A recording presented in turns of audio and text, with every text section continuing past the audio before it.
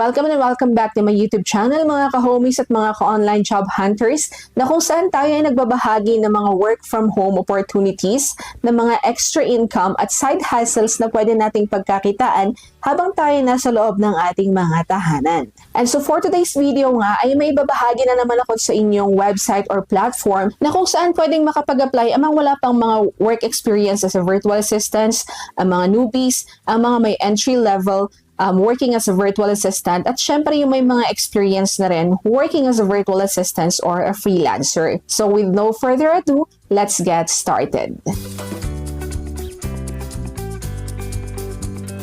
The information provided here is for educational purposes only and should not be construed as a